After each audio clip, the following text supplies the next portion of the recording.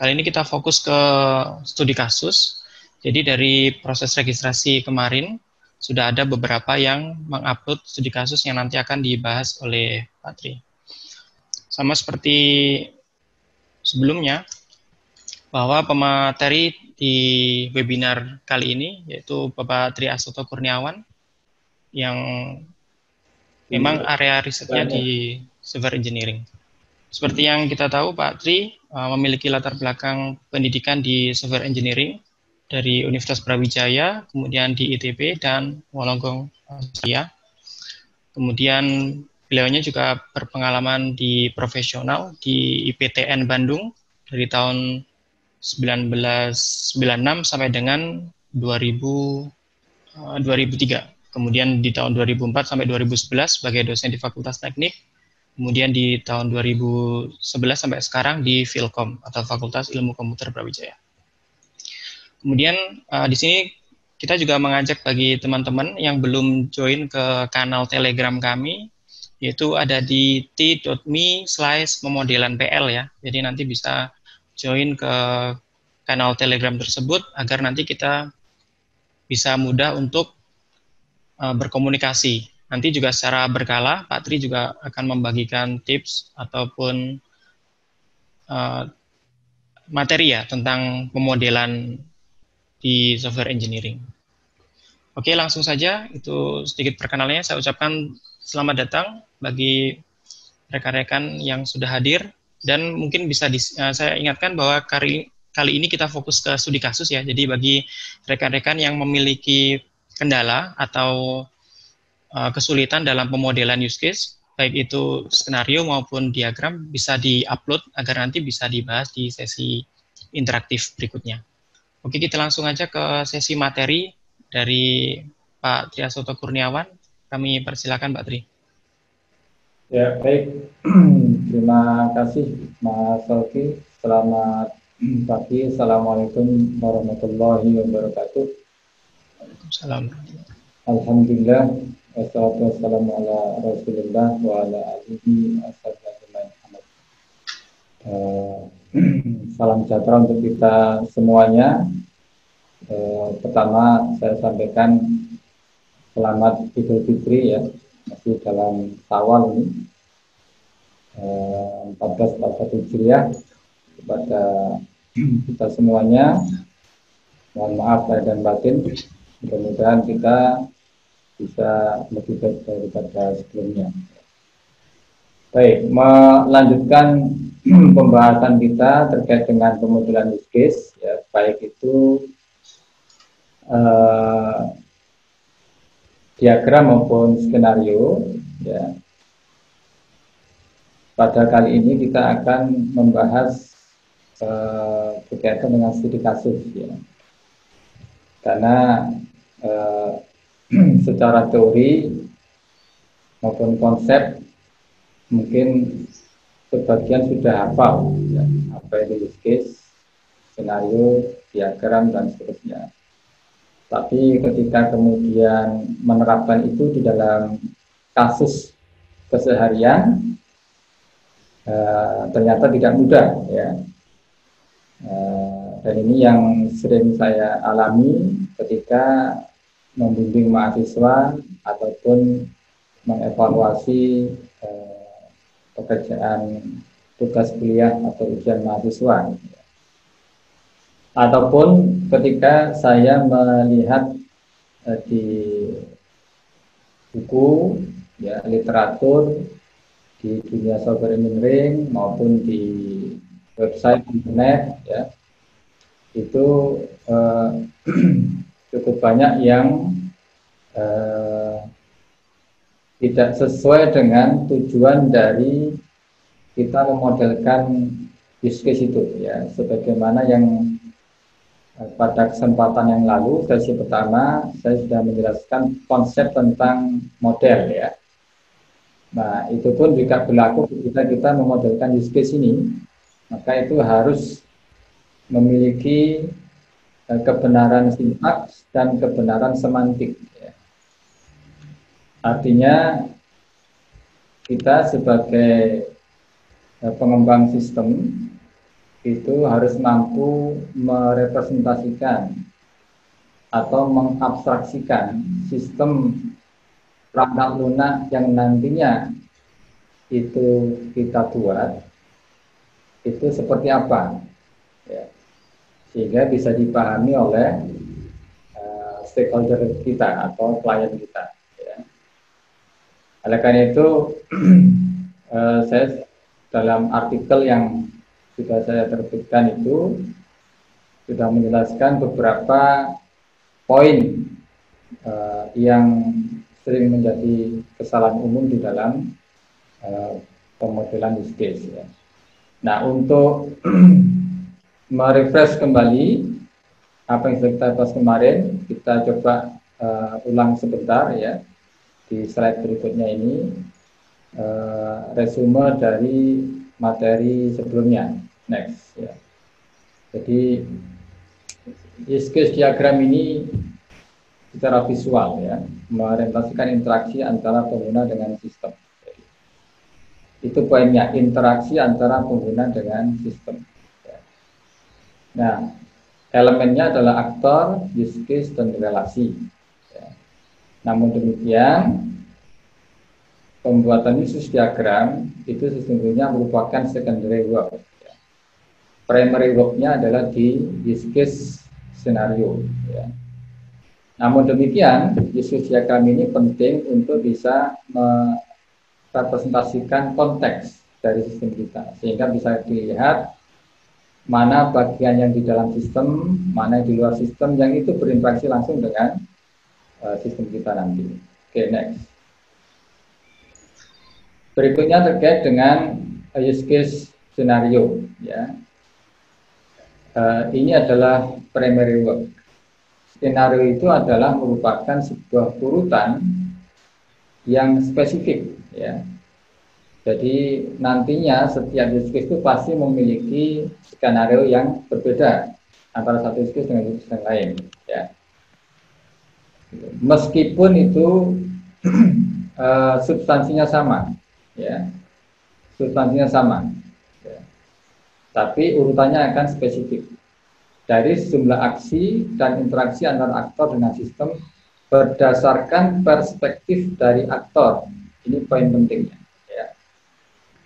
Jadi apa tujuan aktor itu ketika dia melakukan interaksi dengan sistem untuk melakukan sebuah fungsionalitas tertentu, itu dari perspektif aktor, bukan dari perspektif sistem. Ya. Nah, di dalam elemen skenario itu ada beberapa poin penting di sana, mulai dari nama, aktor, prakondisi atau preconditions, itu jamak ya, preconditions, kemudian alur dasar, basic flow, singular ya, tunggal, kemudian alternatif ya, alternative flows itu adalah plural jamak yang pakai S, kemudian kondisi akhir post conditions yang dimungkinkan itu lebih dari satu. Ya, ini adalah resume kemarin ya. Nah, ini yang pitfall-nya adalah di dalam use case scenario ya, ini banyak sekali yang bisa ditampilkan semua saja. Ya, nanti kita akan cek dengan kasusnya ya. Jadi mulai dari penamaan use case yang tidak merepresentasikan tujuan dari aktor ya, lebih condong kepada perspektif sistem ya. Deskripsi yang terlalu umum ya, di dalam menjelaskan di dalam aliran baik itu yang main flow maupun yang alternative flow ya, itu terlalu umum sehingga tidak jelas apa informasi yang dimasukkan oleh aktor, apa informasi yang ditampilkan oleh sistem kepada aktor. Ya. Kemudian identifikasi aktor yang tidak tepat untuk sebuah use case. Ya. Ini berkaitan dengan level abstraksinya yang beberapa waktu lalu sudah saya jelaskan di Telegram, ya, grup Telegram. Di situ saya jelaskan bahwa konteksnya apakah kita pada konteks bisnis ataukah pada konteks sistem. Ya. Nah, yang kita bahas ini adalah konteks sistem. Ya. Sehingga yang saya kasihkan contoh adalah ketika kita bicara pada konteks bisnis, maka nasabah itu adalah aktor valid. Karena nasabah itu memiliki akses untuk mencetak tabungan, buku tabungan. Tetapi ketika kita masuk kepada konteks sistem di bank, ya, maka nasabah tidak lagi menjadi aktor valid. Karena yang berinteraksi langsung dengan sistem adalah teller. Nah, ini yang sering ambigu, ya. Kemudian identifikasi prakondisi dan kondisi akhir yang tidak tepat. Ya. Jadi prakondisi adalah kondisi yang harus true, yang harus terjadi, sehingga use case itu bisa diinisiasi oleh aktor. Ya. Sedangkan kondisi akhir adalah apa yang harus terjadi ketika use case itu selesai dieksekusi. Apa yang harus terjadi? Gitu. Nah. Kemudian tidak ada deskripsi apapun pada alternative flow, hanya basic flow saja yang ada. Ini juga perlu kejelian dari kita sebagai pemodel use case, bahwa harus bisa mengidentifikasi apa kira-kira yang ada dalam proyek. Ya. Apakah semuanya itu akan lancar-lancar terus semuanya? Tentu tidak di dalam sistem kita, apalagi kalau itu berkaitan dengan network. Ya. Nah, itu harus diidentifikasikan di dalam alternative flow. Kemudian deskripsi interaksi hanya dari sisi aktor saja. Ya. Jadi dalam basic flow kita menuliskan aktor melakukan apa, aktor melakukan apa, aktor melakukan apa, sampai terakhir aktor melakukan apa. Ya. Jadi tidak ada respon dari sistem. Ya. Kemudian tidak dipisah antara aliran utama dan alternative flow. Ya. Jadi di satu deskripsi, ya, ini tidak tepat. Kemudian deskripsi interaksi itu bersifat white box. Artinya kita menjelaskan di dalam basic flow maupun alternative flow itu sesuatu yang ada di dalam sistem. Padahal use case itu perspektif dari aktor, artinya black box. Jadi sistem itu dianggap black box, kotak hitam yang kita hanya tahu dari sisi aktor. Ya. Itu pitfalls-nya atau kesalahan umum. Berkaitan dengan diagram, ya, ada beberapa di situ yang saya highlight, ya. Nanti bisa kita diskusikan lebih detail lagi. Tidak semua use case direpresentasikan dalam diagram. Ya. Ini yang seringkali terjadi. Sementara use case diagram itu juga merepresentasikan konteks dari sistem kita. Ya. Sehingga apa yang harus ada dalam sistem itu semestinya ada dalam use case diagram. Ya. Kemudian nama use case tidak menggunakan kata kerja, ya, antara pengiriman dana. Ya. Ini kan kata kerja yang dibendakan. Ya. Kemudian use case tidak yang sama diakses oleh lebih dari satu aktor yang berbeda. Ini yang kembali sudah pernah kita bahas di sesi pertama. Kemudian use case yang berurut, ya, ini juga sering terjadi. Seringkali use case diagram itu dibuat seolah-olah itu menjadi penjelasan struktur menu di dalam sistem. Ya. Ini yang banyak kasus terjadi. Ya. Kemudian abstrak use case juga sama, itu berkaitannya dengan eh, struktur menu tadi. Kemudian generasi aktor, ya ini yang apa namanya tidak dilakukan sebagaimana mestinya untuk mengabstraksikan peran apa di dunia nyatanya itu, ya lebih kepada kesamaan use case yang diakses, sehingga aktor yang dibuat itu menjadi tidak jelas perannya apa di dunia. Ya. Oke, kita lanjut ke studi kasus ya. Saya akan share di sini. Bisa dilihat ya, agak kurang jelas ini gambarnya. Sudah kelihatan? Lebih jelas? Iya, lebih jelas. Oke. Jadi ini saya sempat dapat contoh diagram seperti ini ya, yang di sini menjelaskan sistem perpustakaan. Jadi ada aktornya adalah petugas perpustakaan, kemudian ada anggota atau pengunjung perpustakaan, ya, kemudian ya dua ya, jadi dua. Jadi ada banyak isu yang kita akan bisa belajar dari kasus ini ya.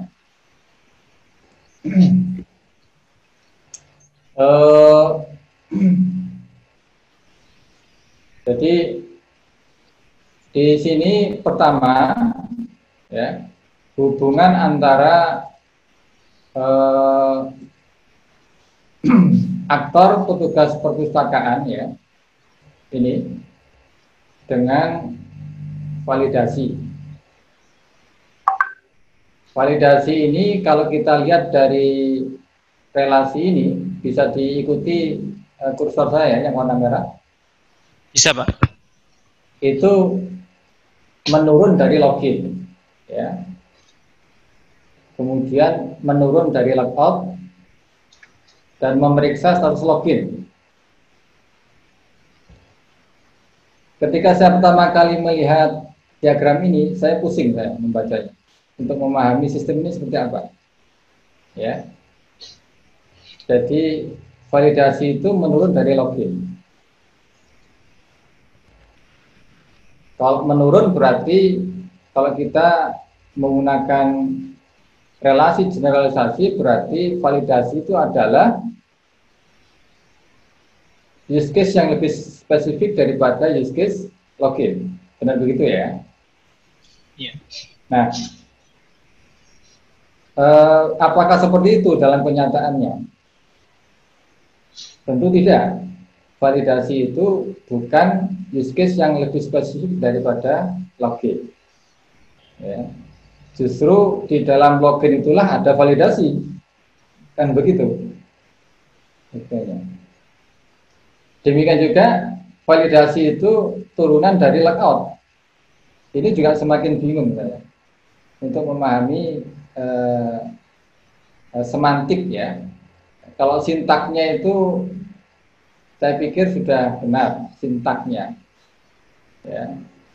Generalisasi use case itu begitu, aktor begitu, use case begitu, sintaknya sudah benar, tapi semantiknya ini yang bermasalah, ya. Gitu. Ada lagi yang kemudian apa namanya login ini itu di-include oleh use case yang lain, itu contoh yang lain ya. Saya jadi ini apa namanya kalau saya gambarkan ya, mungkin saya gambarkan begini ya, ini contoh saja, ini login ya. Ini use case tambah data misalnya ya.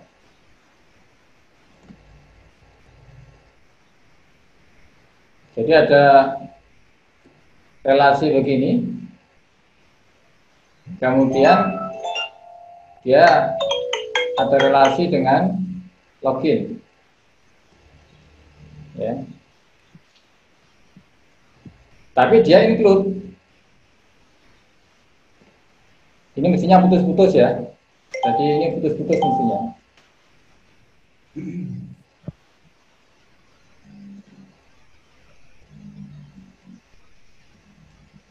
Ya, kira-kira begini.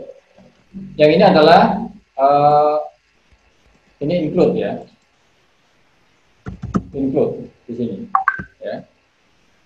Nah, ini yang sering kita temukan bahwa untuk melakukan tambah data itu, ya, untuk melakukan tambah data ini harus login dulu. Gitu. Begitupun untuk yang lain, ya, harus ada itu dengan login. Ini secara semantik juga bermasalah. Apakah memang begitu nanti dalam kenyataannya ketika user itu mau menambah data, itu harus login dulu. Kemudian kalau mau transfer dana, login lagi. Kalau mau lihat KRS, login lagi, begitu. Kan tidak. Sehingga ini yang kemudian saya jelaskan dalam artikel yang sebelumnya, itu ada generalisasi aktor. Dari pengguna yang bersifat umum, siapapun dia, itu yang kemudian akan mengakses use case login untuk mendapatkan hak aksesnya. Ya, jadi aktor itu pengguna, tujuan menginisiasi use case login adalah untuk mendapatkan hak akses sesuai yang ada dalam sistem. Ya. Baru kemudian dia berubah kalau memang valid menjadi aktor yang lain, apakah mahasiswa, dosen, dan seterusnya. Nah, ini yang terjadi dengan login, ya. Di sini juga sama, ada masalah semantik, ya. Nah, yang tadi juga sama. Ini sepertinya kita sedang menggambarkan struktur menu juga, ya. Ada mengelola peminjaman ini, yang kemudian di dalamnya ada melihat peminjaman, mencari peminjaman, menghapus peminjaman, mengubah peminjaman. Jadi ini sepertinya struktur menu. Ya. Padahal use case itu adalah sebuah urutan spesifik dari interaksi antara aktor dengan sistem. Itu use case. Nah, sekarang apa interaksi di dalam mengelola peminjaman ini apa? Nggak ada. Ya, tidak ada. Nah, lebih jauh sebetulnya di dalam beberapa literatur, penggunaan relasi generalisasi dan use case itu tidak direkomendasikan. Ya. Apa itu di bukunya Larman, ya, ataupun yang lain, ya. Jadi penggunaan relasi generalisasi dalam use case itu tidak direkomendasikan, ya. Karena kembali kepada definisi dari use case tadi itu, ya. Apa interaksi spesifik yang terjadi antara aktor dengan sistem, ya. Kemudian ini, ya, ada 2 poin di situ terkait dengan masalah login, include, extend tadi itu dengan masalah generalisasi. Ya. Kemudian ada kasus lain yang perlu saya jelaskan juga di sini berkaitan dengan hal tersebut, ya. Ini adalah studi kasus yang dikirim ke panitia, ya, dari saudara Tommy. Ini ada dua kasus yang diupload. Satunya Tommy, satunya Rafli kalau tadi, tapi isinya sama semua. Ya. permasalahannya adalah dari use case diagram ini, ya, ada masalah sintaks yang pertama, ya. Masalah sintaks, ya. Ini, ya, ini notasi untuk generalisasi, ya, kalau seperti ini. Sehingga kalau digambarkan antara aktor dengan use case, ini notasinya salah, ya. Anda menggunakan panah biasa atau tanpa panah, itu yang benar sintaksnya. Kemudian yang kedua, permasalahannya adalah ini ada aktor sistem. Aktor sistem. Ini sistem apa yang pertama? Tidak jelas, ya. Nah, kalau ini adalah aktor sekunder, karena sistem nggak mungkin jadi pada umumnya sistem itu tidak sebagai aktor primer yang menginisiasi use case.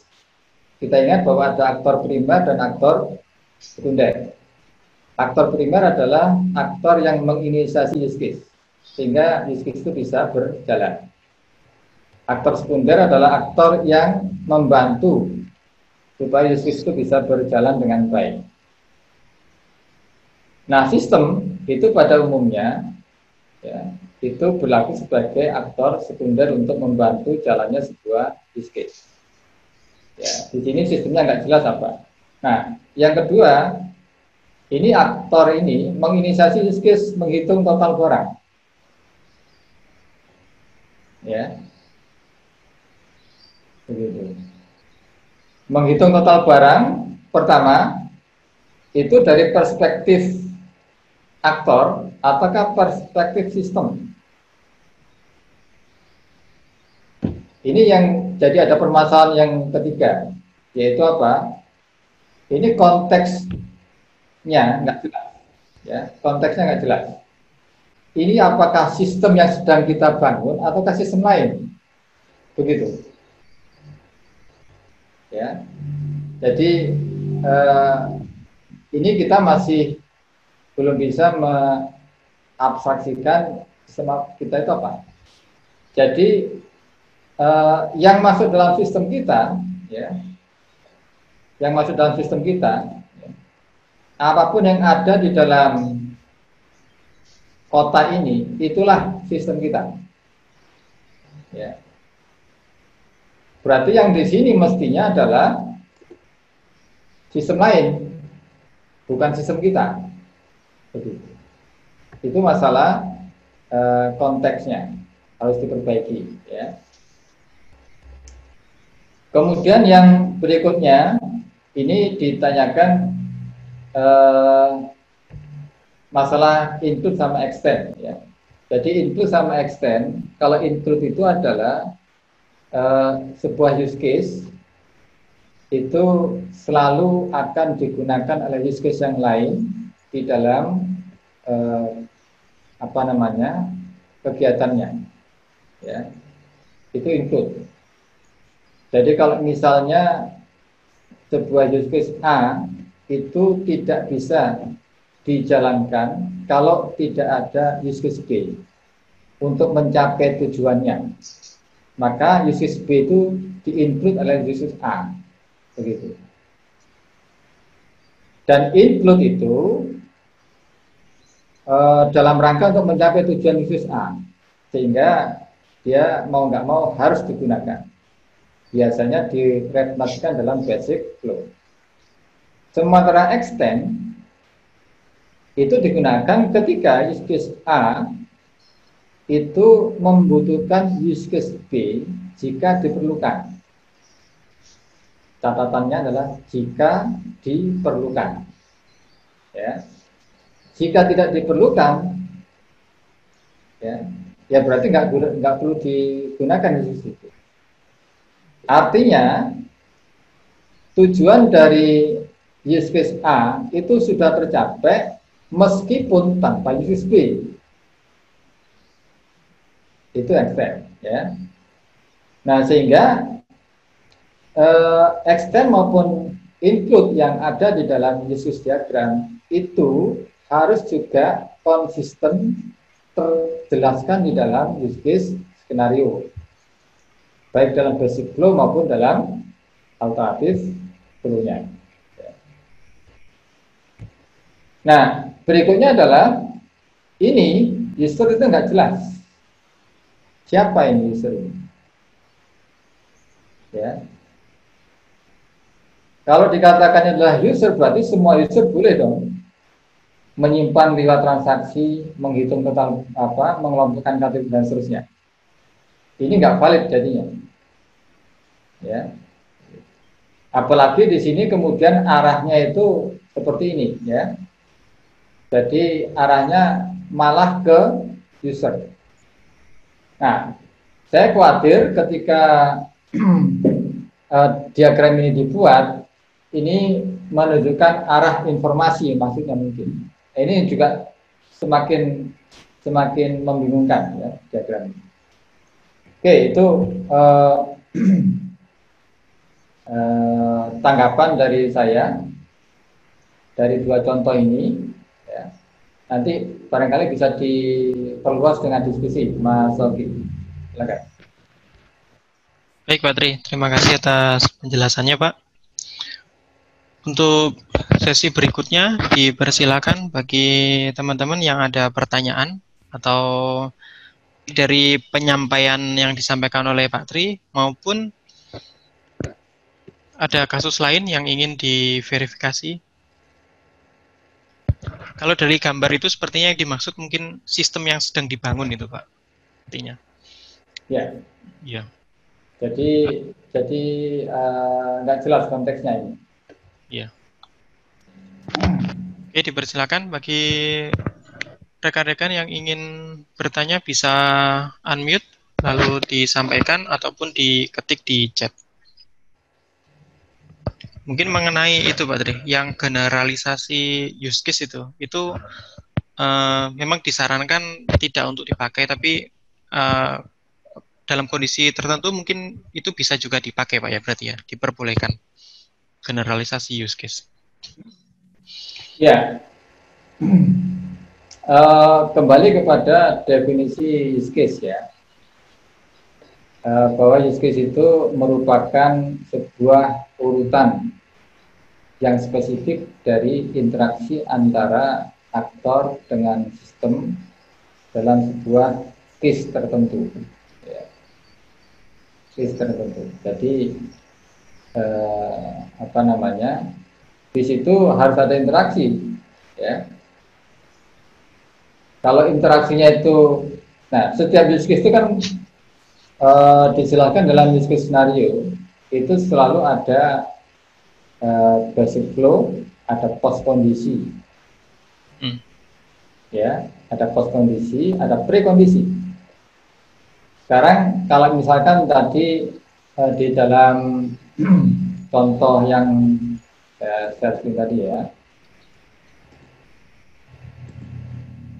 yang ini, ya, mengelola peminjaman itu post kondisinya apa? Kayak jelas kan? Nah, ini yang tentu di dalam kita melakukan abstraksi ini menjadi ambigu, ya, karena ada ketidakjelasan di dalam deskripsi itu. Okay. Kalau di aktor memang sangat direkomendasikan untuk dilakukan generalisasi, ya. Baik, Pak Tri.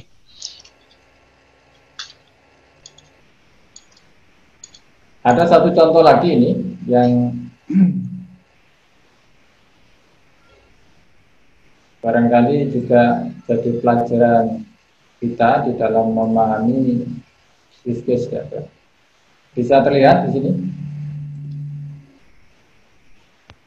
Kurang jelas, Pak. Sudah kelihatan? Ya, pesan makanan pilih resto. Nah, ini jadi ada yang ingin menjelaskan bagaimana Gojek atau GoFood ya, ya sistem GoFood itu. Jadi di sini ada aktor pelanggan, ada pesan makanan, pilih resto, pilih makanan. Ini urutan, ya. Satu use case dengan use case lain itu urutan.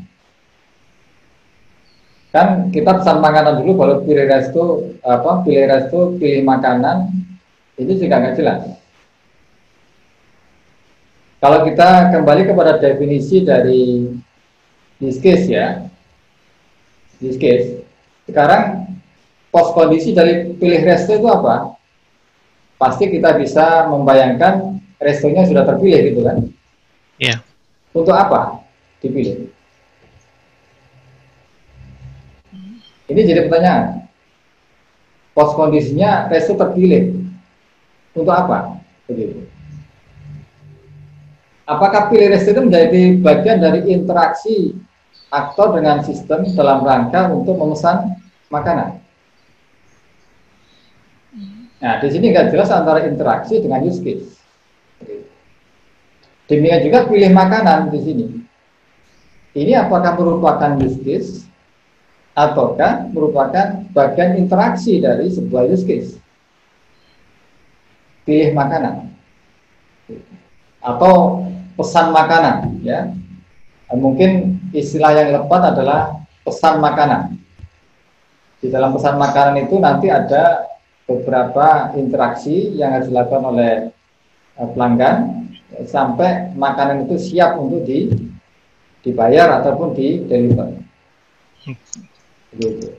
Nah, ini yang ada bias antara use case diagram dengan data flow diagram.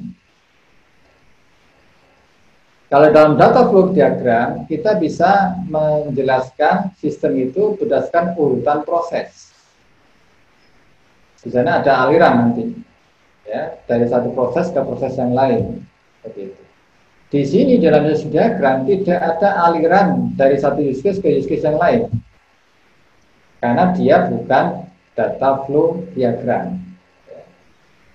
Use case diagram itu merepresentasikan, ya, apa yang bisa dilakukan oleh aktor terhadap sistem, yang kemudian nanti penjelasan detailnya secara skenario itu dijelaskan dalam use case skenario. Jadi ini use case diagram yang sangat tidak merepresentasikan secara semantik dari sistemnya. Sintaksnya benar. Ya, mulai dari aktor, kata benda benar, relasi aktor dengan use case benar, ya, simbolnya use case benar, nama use case juga benar menggunakan kata kerja, pilih resto, pilih makanan, pilih pesan lagi dan seterusnya itu sejauh itu benar, ya, sintaksnya benar, tetapi semantiknya salah, ya. Itu tambahan. Baik, Pak Tri, bisa dipahami. Oke, ini ada satu pertanyaan, Pak. Ada dari Muhammad Chandra. Saya mau tanya, ada kendala karena keterbatasan halaman. Jadi ketika menyusun use case satu halaman untuk satu aktor, kemudian ingin menghubungkan use case antar aktor yang masih berhubungan. Jadi kalau misalkan mungkin terlalu kompleks gitu, Pak Tri. Kalau digambarkan dalam satu halaman tidak cukup, solusinya bagaimana, Pak? Oh ya, ya ini yang sering kita alami ya. Pertama, kalau kita menggunakan data flow diagram, itu kita punya fasilitas melakukan dekomposisi, ya, dekomposisi. Sehingga itu kita bisa melakukan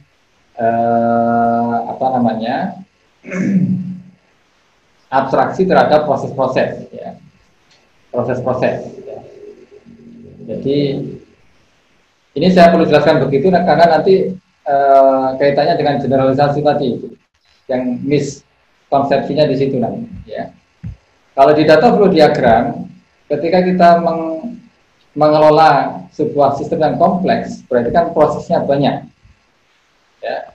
Maka proses-proses itu kemudian dikomposisi untuk menjadi proses yang lebih general ke atas, ya, sehingga sampai ke atas itu di level 0 jadi konteks diagram, di level 1 menjadi proses-proses utama, ya. Yang tadi contoh mengelola peminjaman itu ada di level 1 di FD jadinya, karena dia cukup abstrak untuk bisa menjelaskan bahwa ada fungsi mengelola pinjaman. Kemudian nanti diturunkan lagi menjadi menambah pinjaman dan seterusnya lebih detail lagi di dekomposisi. Ya. Nah, itu kalau dengan menggunakan DFD kita bisa melakukan complexity management begitu. Tapi di dalam pemodelan use case kita tidak bisa melakukan model komposisi use case begitu. Ya, untuk menjadi use case yang lebih abstrak begitu. Karena kita tidak mengenal komposisi dan dekomposisi di dalam use case, tidak ada itu. Begitu. Jadi jangan dicampur aduk. Nah, sekarang bagaimana kalau kita punya sistem yang besar, ya, sistem yang besar, kemudian banyak use case, nggak mungkin digambarkan dalam satu use case diagram, ya. Maka kita bisa memecah menjadi beberapa kelompok fungsionalitas, ya, kelompok fungsionalitas. Jadi misalnya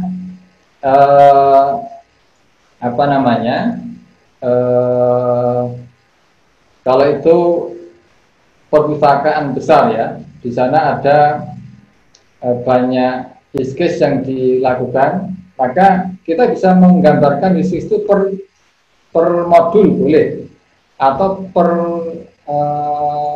bisnis area, ya, atau bisnis function boleh, ya. Tapi tidak per aktor, ya. Karena kalau per aktor nanti itu akan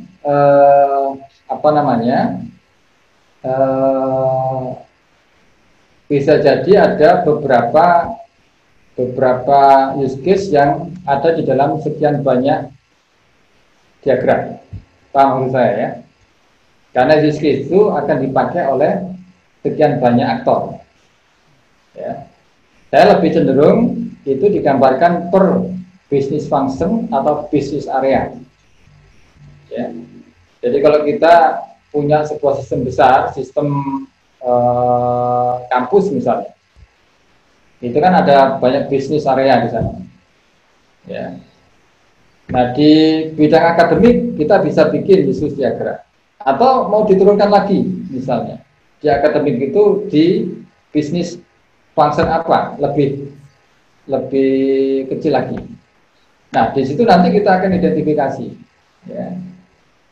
Kita akan identifikasi kira-kira aktornya.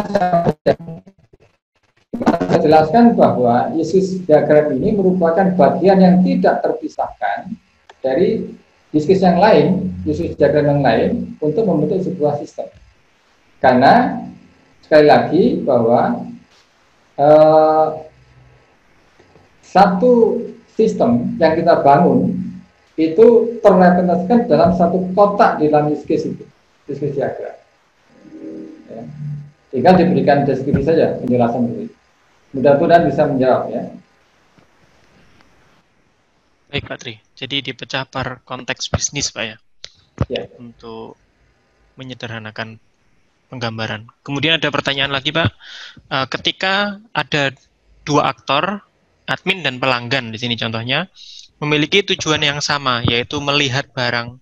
Tapi dari sisi admin dalam melihat barang terdapat hapus barang, sedangkan pelanggan hanya mampu melihat saja. Apakah use case-nya itu sama antara dua aktor tersebut, Pak?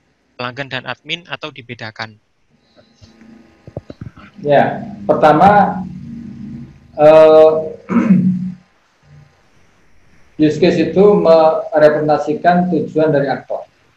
Ya, jadi saya berikan ini ya di whiteboard ya.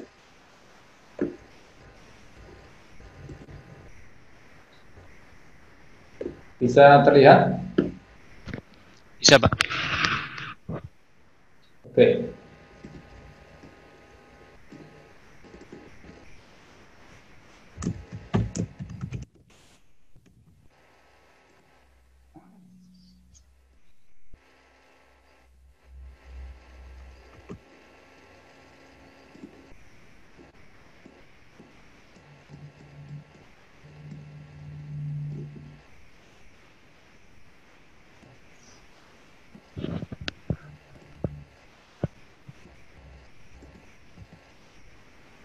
Ini admin.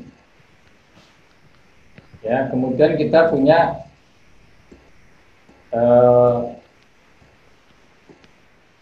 satu lagi apa tadi? Pelanggan, Pak. Customer. Pelanggan. Pelanggan.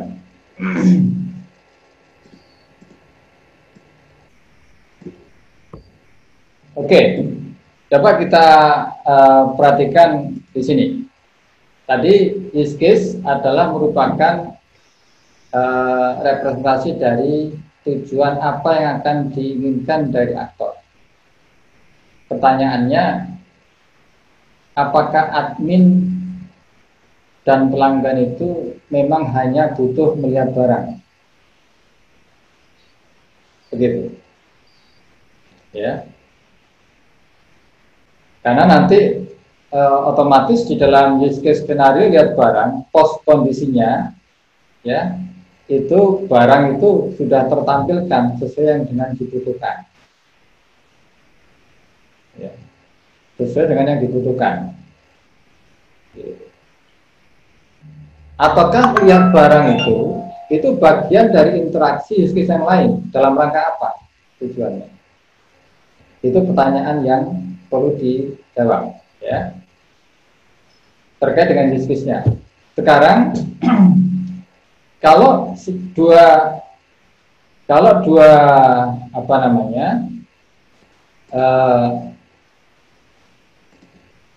dua aktor ini itu sama-sama mengeksekusi use case yang sama, maka mereka siapapun itu aktornya itu akan melakukan hal yang sama, ya, melakukan hal yang sama, baik itu di dalam basic flow maupun di dalam alternative flow-nya, tidak ada perbedaan, begitu, ya. Jadi kalau misalnya apa namanya use case ini kemudian ada use case misalnya, ya. Kemudian use case ini, ya,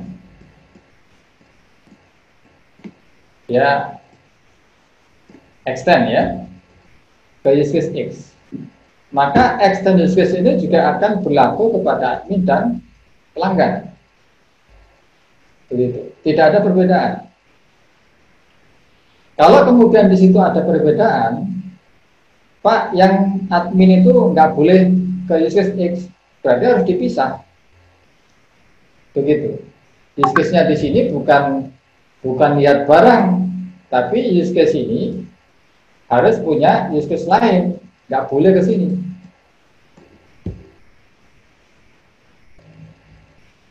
Mudah-mudahan bisa dipahami ya. Baik, Pak Tri. Mungkin kalau dari pertanyaannya itu bisa diasumsikan nanya ini mengasosiasikan atau menganalogikan use case itu dengan user interface, Pak. Atau kalau di MVC itu berarti karena kan use case itu interaksi, maka kalau di MVC itu berarti satu view itu satu use case. Mungkin seperti itu, Pak. Analoginya gitu. Makanya menu lihat barang itu atau use case lihat barang itu kan satu view gitu. Cuman dibedakan ketika yang melihat itu usernya admin dengan pelanggan ada perbedaan di sana. Jadi begini, ini yang penting juga, ya, yang penting juga dipahami ketika kita memodelkan use case, ya, jangan dicampur adukkan dengan implementasi, supaya nanti kita tidak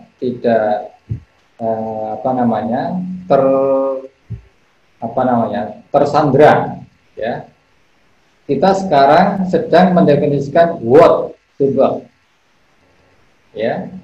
Kita belum masuk kepada how to build-nya. Use case modeling itu ada di dalam fase requirements engineering, what to build. Jadi sebagai analis kita harus membuang itu pikiran-pikiran bagaimana nanti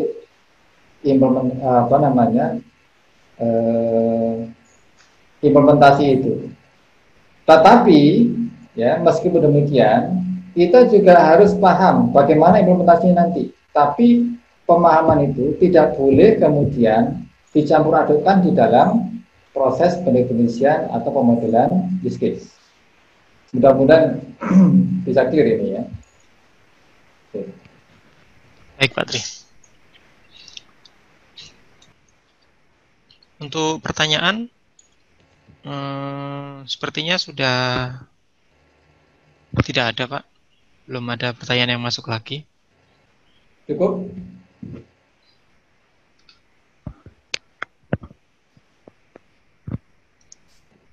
Baik, dari teman-teman, rekan-rekan, ada yang ingin tanyakan? Atau sudah cukup jelas penjelasan dari Pak Tri? Mungkin nanti kalau ada pertanyaan lanjutan bisa join di kanal Telegram ya. Nanti bisa dikirimkan di sana. Baik, untuk teman-teman yang mengikuti webinar kali ini, minta tolong untuk mengisi polling yang sudah di launch ya. Sudah bisa dilihat pollingnya. Minta tolong untuk diisi untuk feedback bagi kami sehingga penyelenggaraan webinar berikutnya bisa lebih bagus. Ini sekitar 70% memang sedang menyelesaikan skripsi atau tesis ya. Jadi yang membutuhkan pemodelan untuk sistem yang sedang dibuat mungkin. Kemudian dari polling ini yang paling banyak meminta untuk dibahas berikutnya adalah sequence diagram, Pak Tri. 75%. Insya Allah akan kita agendakan untuk sequence diagram dalam waktu dekat, insya Allah. Kemudian berikutnya ada kuis dari Pak Tri ya. Silakan dibuka alamat www.kahoot.it, kahoot.it, kemudian nanti langsung muncul isian ya. Silakan diisikan kodenya 910852. Ya, baru satu orang yang masuk, silakan yang lain. Baik, linknya sudah saya share di chat ya. Bisa diklik linknya di chat itu untuk Kahoot. Kemudian ID-nya 910852.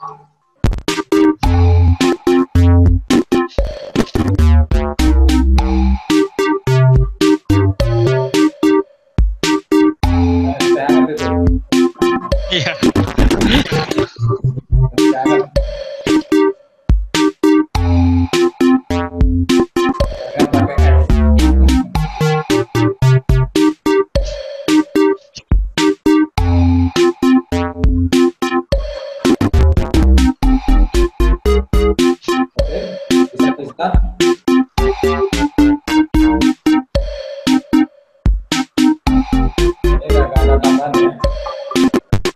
Iya, Pak.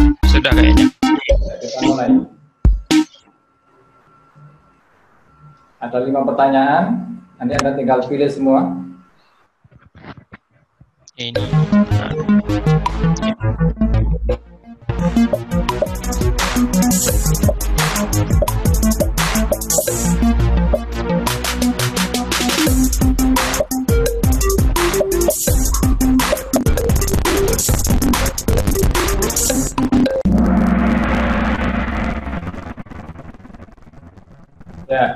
Yang menjawab benar hanya 6 ya. Dari 14 yang masuk ya. Oke, berikutnya. Ini view di atas ya.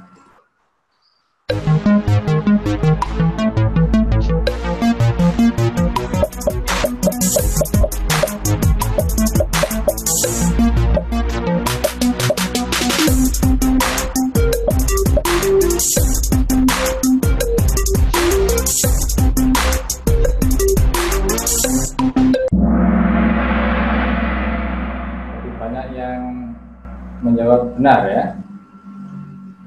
Oke.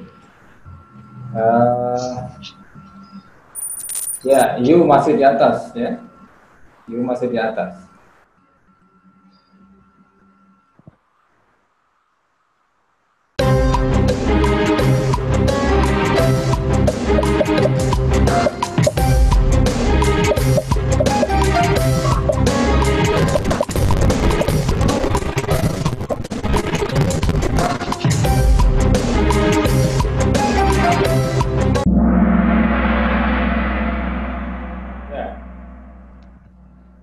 Jadi dari 20 yang masuk 15 salah ya. 5 benar. Wah, Sultan naik ya, U turun nih. Oke. Pertanyaan keempat.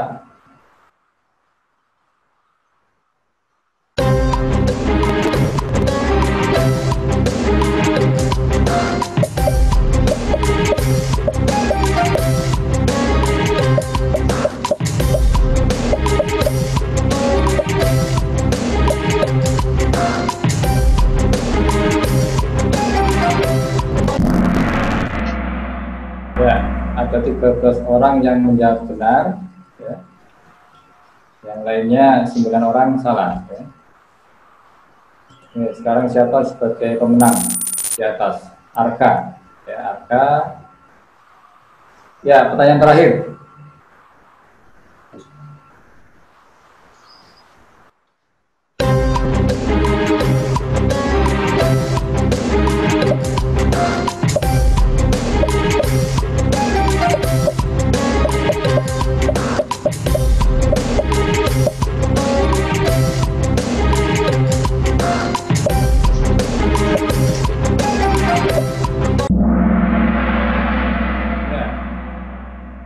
Yang menjawab benar hanya 7, yang lainnya salah ya.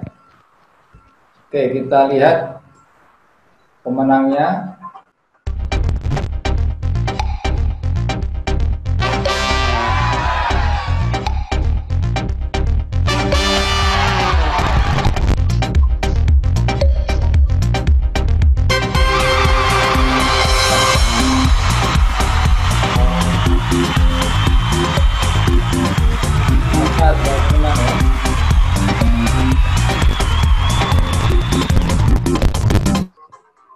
Oke, selamat kepada peserta Arka.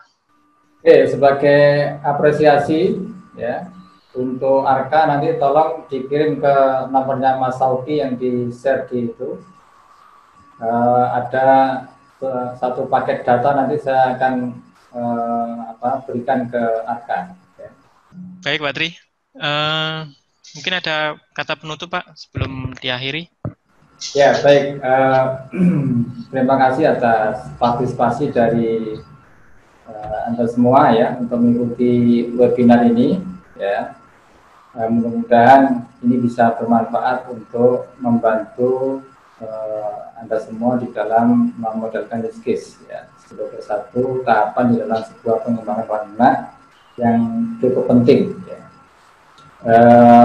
Waktunya memang nggak banyak, nggak cukup untuk bisa membahas semuanya ya. Tapi paling tidak kita bisa mendapatkan sisi-sisi lain di dalam modeling itu.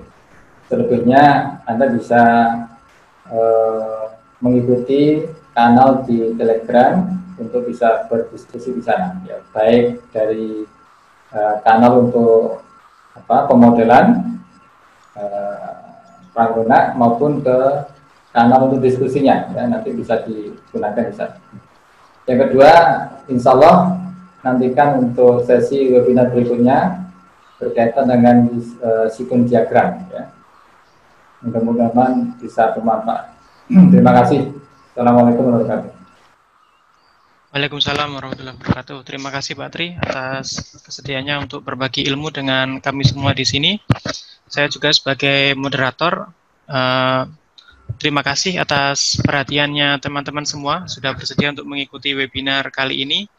Kita ketemu lagi di webinar berikutnya. Saya sebagai moderator, jika ada kesalahan saya mohon maaf yang sebesar-besarnya. Oke, terima kasih. Saya akhiri untuk webinar kali ini. Terima kasih atas perhatiannya. Assalamualaikum warahmatullahi wabarakatuh. Waalaikumsalam. Terima kasih Mas Soki. Sama-sama. Sampai ketemu lagi, Pak.